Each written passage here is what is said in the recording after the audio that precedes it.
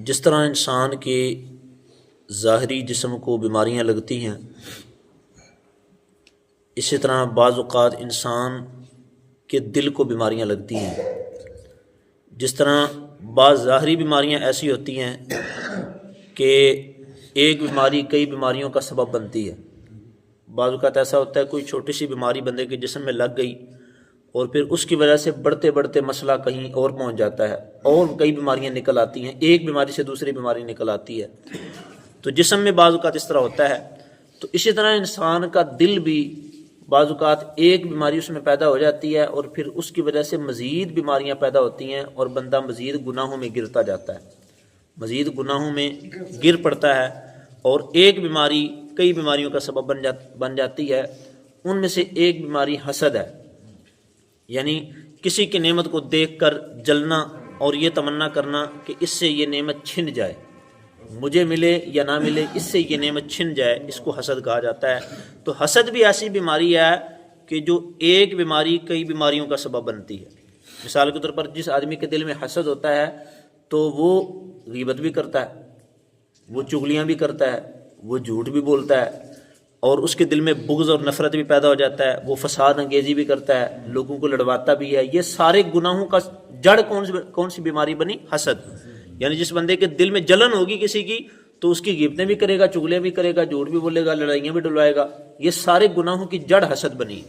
تو ایک بیماری بعض اوقات کئی گناہوں کا سبب بن جاتی ہے۔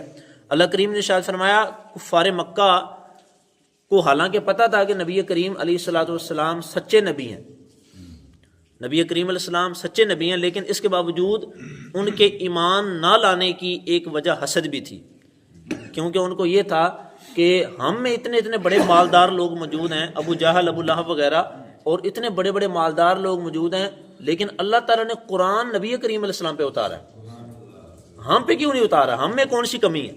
ہمارے پاس مال بھی ہے، دولت بھی ہے، شہرت بھی ہے، عزت بھی ہے، تو قرآن اتارا گیا تو نبی کریم علیہ السلام پر، نہ ان کے پاس کوئی مال ہے نہ دولت ہے ظاہری طور پر، تو ہم پر کیوں نہیں اتارا گیا؟ یہ ان کو جلن تھی، یہ ان کو حسد تھا، اس بنیاد پر وہ نبی کریم علیہ السلام پر ایمان نہیں لاتے تھے۔ اللہ کریم نے ارشاد فرمایا، اَأُنزِلَ عَلَيْهِ الذِّكْرُ مِن بَيْنِنَا، کفار مکہ یہ کہنے لگے کیا ہمارے درمیان ان پر قرآن اتارا گیا؟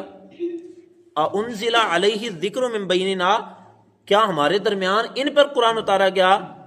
بل ہم فی شک من ذکری، بلکہ وہ میری کتاب کے بارے میں شک میں ہیں، یعنی کفار میری کتاب کے بارے میں شک میں ہیں۔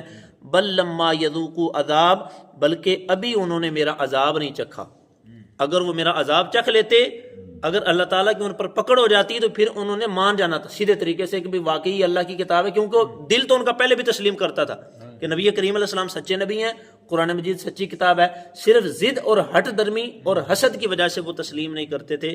اس سے یہ بات معلوم ہوئی کہ حسد یہ حق کو قبول کرنے سے رکاوٹ بن جاتا ہے۔ یعنی حسد ایسی بیماری ہے کہ جس کی وجہ سے بندہ سامنے آنے والے، نظر آنے والے حق بات کو بھی قبول نہیں کرتا، جو بالکل واضح طور پر ہو، کیونکہ اس کے دل میں جلن ہوتی ہے، وہ کبھی حق بات کو قبول نہیں کرتا، اور یہ ایسی نحوست ہے کہ اس کا نتیجہ یہ نکلتا ہے کہ بندہ عذاب الہی کا شکار ہو جاتا ہے۔ ایک وقت آتا ہے کہ اللہ تعالیٰ اس بندے کو پکڑ لیتا ہے، تو اس لیے حسد جیسی بیماری سے بچنا چاہیے۔ رسول پاک علیہ الصلوۃ والسلام نے احادیث کریمہ میں بے شمار اس کی وعیدیں بیان فرمائی ہیں۔ ایک حدیث پاک میں ارشاد فرمایا، ایاکم والحسد فإن الحسد یأکل الحسنات کما تأکل النار الحطب۔ نبی کریم علیہ السلام نے ایک بڑی پیاری مثال کے ذریعے سمجھایا، فرمایا کہ جس طرح آپ دیکھیں نا کہ اگر سوکھی لکڑیاں ہوں، سوکھی لکڑیاں رکھی جائیں اور ان کو آگ لگائی جائے تو ان کو کتنی جلدی آگ لگ جاتی ہے، اور ایک وقت آتا ہے اگر آگ لگائی جائے تو وہ آگ اتنی بڑھ جاتی ہے کہ وہ بالکل کوئلہ بن جاتی ہیں، بالکل راکھ بن جاتی ہیں لکڑیاں۔ تو رسول پاک علیہ السلام فرماتے ہیں کہ حسد ایک ایسی بیماری ہے کہ جس طرح آگ لکڑیوں کو کھا جاتی ہے، حسد بندے کی نیکیوں کو کھا جاتا ہے۔ جو بندہ دوسرے لوگوں سے حسد کرتا ہے، اور شارحین حدیث نے اس کا مطلب یہ بیان کیا، فرماتے ہیں کہ حسد نیکیوں کو کس طرح کھاتا ہے، اس کا مطلب یہ ہے کہ جب قیامت کا دن آئے گا تو اللہ تعالیٰ اس بندے کی نیکیاں اس بندے کو دے دے گا کہ جس سے اس نے حسد کیا تھا، یعنی اس کی نیکیاں اللہ تعالیٰ اس بندے کو دے دے گا کہ جس سے اس نے حسد کیا تھا، اور اس کا بیڑا پار ہو جائے گا، یہ آدمی پھنس جائے گا جس نے حسد کیا ہوگا۔ تو حسد نیکیوں کو کھا جاتا ہے، اسی طرح رسول پاک علیہ الصلوۃ والسلام نے ایک حدیث پاک میں مسلمانوں کو یہ ترغیب دیتے ہوئے ارشاد فرمایا کہ لا تحاسدوا ولا تباغضوا. نبی کریم علیہ السلام نے مسلمانوں کو یہ خطاب کرتے ہوئے فرمایا کہ اے میرے غلاموں، آپس میں نہ تو حسد کرنا ہے اور نہ ہی ایک دوسرے سے دشمنی رکھنی ہے، نہ ایک دوسرے سے دل میں بغض رکھنا ہے، نہ ہی حسد رکھنا ہے. کسی کی اگر نعمت نظر آئے، اگر کسی کی کوئی نعمت دیکھو تو اس کو دیکھ کر جلنے کے بجائے یہ دعا کیا کرو کہ یا اللہ میرے بھائی کی نعمت میں مزید اضافہ فرما. اس کا کیا فائدہ ہوگا؟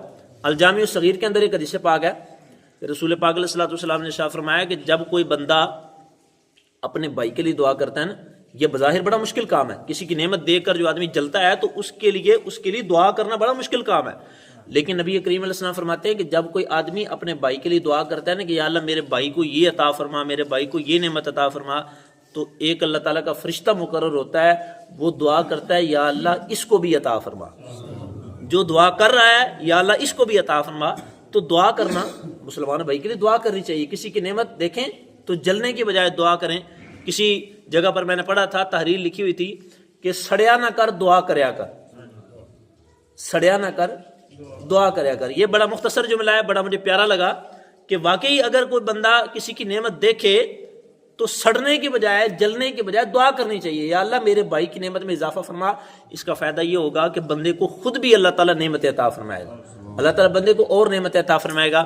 اور مولانا روم رحمۃ اللہ علیہ کا ایک شعر ہے، بڑا سبق آموز شعر ہے. آپ فرماتے ہیں کہ خان ماہ از حسد گردد خراب، خان ماہ از حسد گردد خراب، باز شاہی از حسد گردد غراب.